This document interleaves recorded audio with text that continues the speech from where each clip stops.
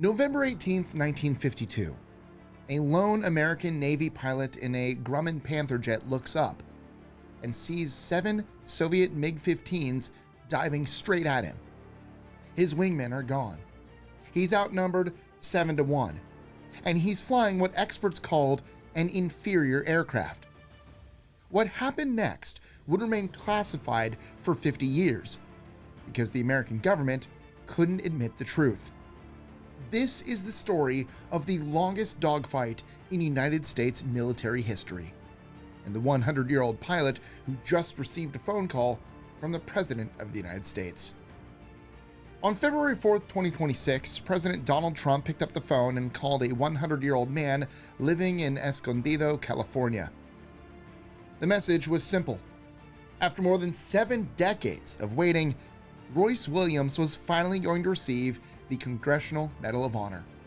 Not for something that happened yesterday, not for something that happened last year, but for something that happened in 1952. A battle so secret that Williams couldn't even tell his own wife about it until 2002. But here's the thing that makes this story almost impossible to believe. The Soviet Union never officially fought in the Korean War. At least, that's what they wanted the world to think. What you're about to hear is the true story, finally confirmed by declassified Soviet records, of the day one American pilot took on 7 Soviet jets and won. But first, you need to understand just how outmatched Royce Williams was that day. It's November 1952. The Korean War has been raging for over 2 years. But unlike World War II, this conflict barely gets any attention back home. Soldiers call it the Forgotten War. Lieutenant Royce Williams is a 27-year-old Navy pilot attached to Fighter Squadron 781, the Pacemakers, operating from the deck of the aircraft carrier USS Oriskany. He's flying the Grumman F9F Panther, America's first successful carrier-based jet fighter. Now, here's what you need to understand. The Panther was a capable aircraft, but it had one major problem when going up against MiG-15s. The MiG-15 could outrun it. The MiG-15 could outclimb it. And in straight-line acceleration, the MiG-15 would leave the Panther in the dust. The only advantage the Panther had was that it could turn tighter. And in a dogfight, turning ability can be the difference between life and death. Williams didn't know it yet, but he was about to test that theory against 7 enemy pilots all by himself. The MiG-15 was designed with one purpose: to shoot down American bombers. Top speed, 670 miles per hour. Service ceiling, 50,000 feet. Armed with one 37mm cannon and 2 23mm cannons. And on November 18, 1952, 7 of them were about to descend on one American pilot who was about to run out of friends. The mission started like any other. Williams and 3 other pilots from VF 781 were flying combat air patrol over Task Force 77 near Haeryong in the northeastern waters of North Korea. Their job was simple: protect the carrier from enemy attack. That's when they spotted them. 7 aircraft, high above, descending rapidly. At first, there might have been hope that they were friendlies, but one look at those swept wings told Williams everything he needed to know. MiG-15s. And they were coming fast. Now here's where things go wrong. Of the 4 American pilots, 3 of them had problems. Whether it was mechanical issues, low fuel, or damaged equipment, Williams would later say the details were lost to time, his wingmen had to break off. They headed back to the carrier. And Lieutenant Royce Williams found himself alone. But here's what makes this even more terrifying. These weren't Chinese pilots. These weren't North Korean pilots. These were Soviet naval aviation pilots, some of the most experienced combat aviators in the world. Captains Belyakov and Vandalov, Lieutenants Pakomkin and Tarshinov. Elite Soviet pilots who were officially not there, because the Soviet Union was not supposed to be fighting in Korea. What happened next would last 35 minutes, and only one of those 7 MiGs would ever make it home.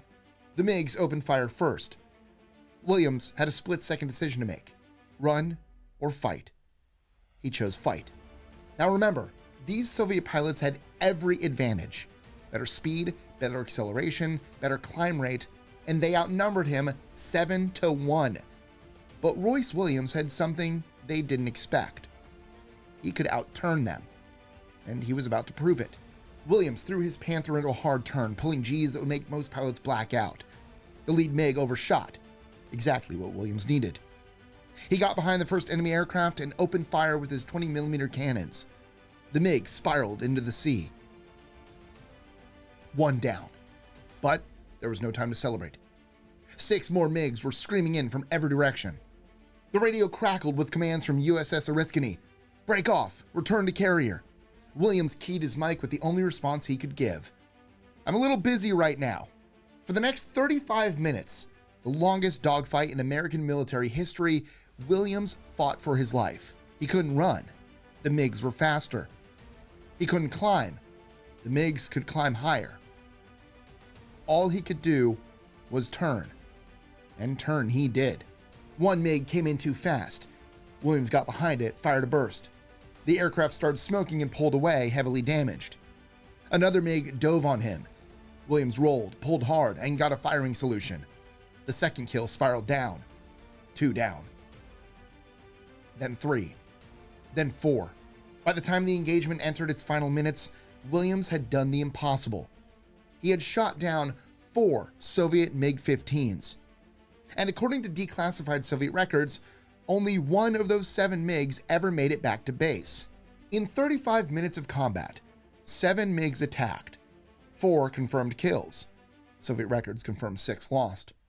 1 American pilot, 1 inferior aircraft, 263 bullet holes in Williams's Panther. No other American fighter pilot has ever shot down 4 MiG-15s in a single engagement, before or since. When Royce Williams finally limped his Panther back toward the Oriskany, he was flying on borrowed time. His hydraulics were shot. His aircraft had been hit by a 23mm round that should have killed him. And when the deck crew counted the holes in his Panther, 263. His aircraft looked like Swiss cheese. The deck crew stared in disbelief. How was this man still alive? But here's where the story takes its strangest turn. Within hours, Williams was pulled into briefings, not with his squadron commander, but with admirals. And then, a few weeks later, with the newly inaugurated President of the United States, Dwight D. Eisenhower. They told Williams the same thing. This never happened. You didn't shoot down 4 Soviet aircraft. You shot down 1 enemy aircraft. We're giving you a Silver Star, and you will never speak of this again. See, the problem was simple. The Soviet Union wasn't supposed to be fighting in Korea. If word got out that American pilots were shooting down Soviet jets with Soviet pilots inside, the Korean War could have escalated into World War III. So they buried it. They scrubbed the engagement from Navy records.